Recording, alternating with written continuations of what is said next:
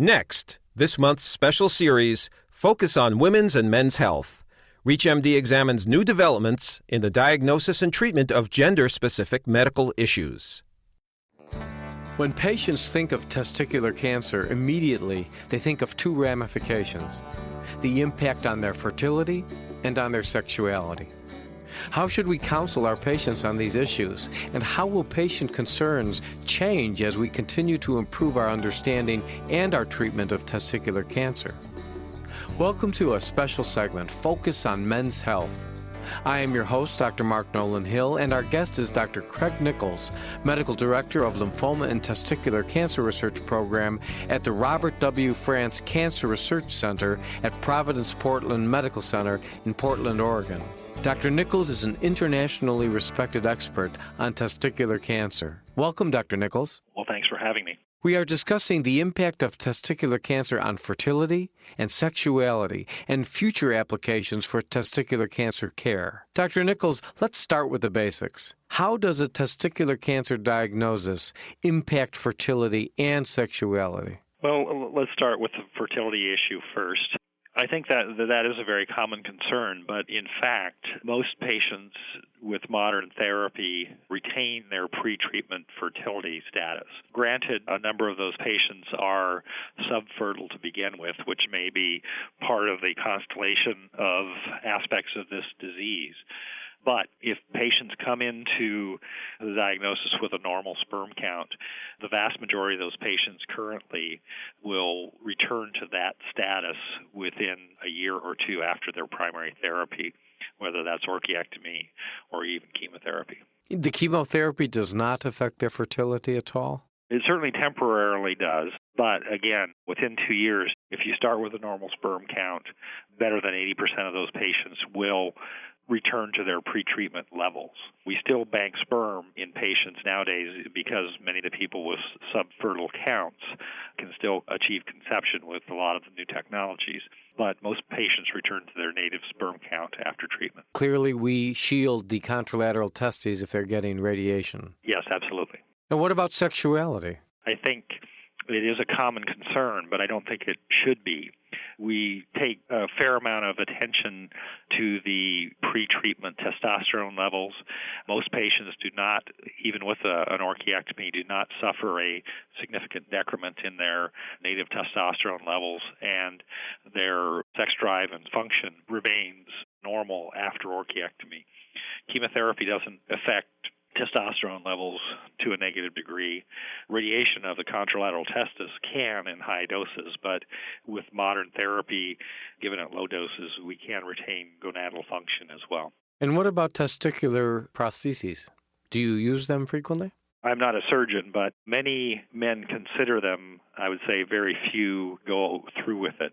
It's a bit of a second procedure, obviously, although it can be placed at the time of initial surgery. People who have had them, and certainly in my experience, have not been entirely satisfied with them in that they don't feel natural to the patient. And I would say the number of young men who choose that is way less than 5% of patients undergoing orchiectomy. That's surprising. Why do you think that is? Yeah, it is a bit surprising, but I think after their orchiectomy realize that their sexual image is not that much different, at least appearance-wise, and I think when they get the opportunity to feel a prosthesis or talk to other men who have had a prosthesis placed, they opt against it, and oftentimes they're encouraged by their partners saying, it's fine as is. There's no downside to getting them. In other words, there's no safety issues. Not that I'm aware. I mean, occasionally they are removed because they cause some local problems, but I'm not aware that there were issues related to leakage or breakage or anything like that. If a patient asks you your advice as their medical oncologist, whether they should get an implant or not, what do you usually advise? I usually ask them to examine a prosthesis, and I have a number of people who have had them and who have not had them, and I have them talk to either of them and let them make the decision. But I think generally the vast majority pass on it. If you have just joined us, you are listening to a special segment, Focus on Men's Health. I am your host, Dr. Mark Nolan Hill, and with me today is Dr. Craig Nichols, Medical Director of Lymphoma and Testicular Cancer Research at Providence Portland Medical Center in Portland, Oregon. Dr. Nichols is an internationally respected expert on testicular cancer. We are discussing the impact of testicular cancer on fertility and sexuality and future applications for testicular cancer care. Dr. Nichols, how often should physicians recommend that their patients follow up during and after treatment for testicular cancer? Well, it varies quite a bit depending on your risk of recurrence, and there are fairly well-established guidelines based on risk of recurrence, and patients with a substantial risk of recurrence have more frequent observations, oftentimes up to every month to 6 weeks for the first year, whereas patients with a low risk of recurrence we see once or twice a year. And other than physical examination, routine blood tests, chest x-ray, etc., what special tests are done to follow these patients? Well, frequently, the most common other test is abdominal pelvic CT scans. How often? It depends on what your risk of recurrence is. If you have a high risk of recurrence, they're usually done approximately 3 or 4 times in the first year, about half that frequently in the second year. And the pattern of recurrence is such is that if you don't recur within the first year or two, the chances are low, and so our follow-up drops off very substantially after 2 years. Are we doing more laparoscopic retroperitoneal lymph node dissections, or are we just going towards more advanced imaging techniques? I would say that the vast majority of research emphasis is on better imaging, and we are moving away from retroperitoneal lymph node dissections quite strongly, open or laparoscopic. So I think that most testis cancer urologists would say that laparoscopic RPLND is an experimental procedure. Why do they think it's an experimental procedure? Because it's not been demonstrated to be an equivalent cancer operation to an open procedure. It doesn't save that much time. And in the laparoscopic series, compared to the open series, all patients who had any cancer identified were given chemotherapy, so that results in double treatment. So with an open RPLND, if it's done well, you can simply observe patients after that surgery. With a laparoscopic RPLND, most medical oncologists would say that the best strategy in that setting is to give them chemotherapy in addition. So I personally do not believe, and I know that most other centers do not believe that that is the standard of care. Are there any clinical scenarios where you would definitely suggest a open retroperitoneal lymph node dissection? Yes, I think any post-chemotherapy retroperitoneal lymph node dissection, which is the primary role for RPLND nowadays, should be done open. And when would you definitively determine that should be done? We usually re-image a patient approximately 1 month after their chemotherapy, and if they have significant residual disease, they go to surgery for resection of what is often teratoma. Tell us about nanotechnology in this field. As far as I'm aware, there's no research, no substantial research in this area, and our current research platform doesn't include that approach.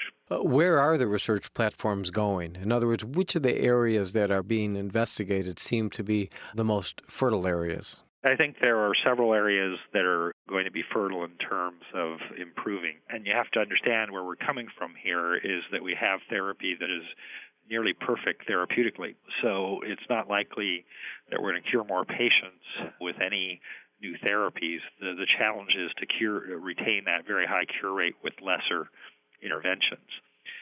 So the primary research questions are in toxicity reduction.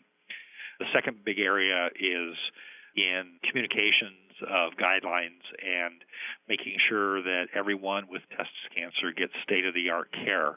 And with a lot of the virtual capabilities we have nowadays, we believe that we can give very expert oversight and guidelines across the world with taking advantage of some of the electronic technologies.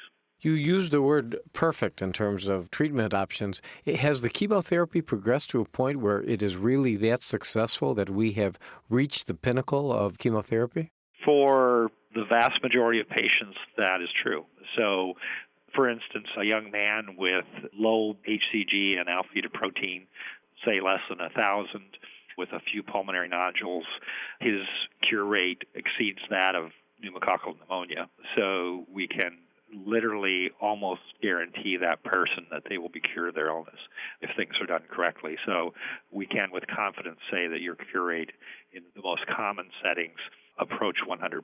Dr. Nichols, tell us a little bit about the cancer center opened at your institution, the Providence Portland Medical Center. I think the advantage that this will bring to people reflects many of the themes that we have talked about, is that it will bring laboratory and clinical science much closer to patient care. So we have built a center around our laboratory investigators and our large database researchers so that we can not only discover new therapies, but develop and deliver them to patients in need, whether that's testicular cancer with very good outcomes or many other cancers for which we have a very long ways to go.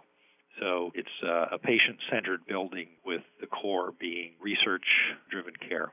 And if you look into your crystal ball, where do you see testicular cancer treatment, let's say 5 to 10 years from now? I think there are 2 or 3 horizons that I hope we achieve over that time frame. First of all, as I said, I would hope and I believe that we will be able to deliver very good, very standard care to hopefully everyone in the world, and that will make a marked difference because the low-hanging fruit in this disease are not the patients we lose because they have resistant advanced disease, but it's the patients who don't have expert oversight in terms of guiding therapy, interpreting scans and blood markers correctly, and providing recommendations for very good therapies. So certainly in third world countries and areas where access is difficult even in first world countries, we hope to resolve that, and I think that's happening. Secondly, I think there are a number of biological and molecular issues that we hope to solve. And again, it's not likely to lead to better therapy for testicular cancer because therapy is already so good, but it may help us answer the questions why this disease is so exquisitely chemotherapy sensitive compared to other cancers that aren't. And that lesson may be able to help us apply those molecular lessons to other cancers. And thirdly, I think it's going to be an era of toxicity reduction, and that we're going to learn to continue to refine therapy and surveillance to a degree that patients will have very few, if any, consequences of their disease and treatment. I want to thank our guest, Dr. Craig Nichols. We've been discussing the impact of testicular cancer on fertility and sexuality and future applications for testicular cancer care. I'm Dr. Mark Nolan Hill, and you have been listening to a special segment, Focus on Men's Health. Be sure to visit our website at reachmd.com, now featuring on-demand podcasts of our entire library.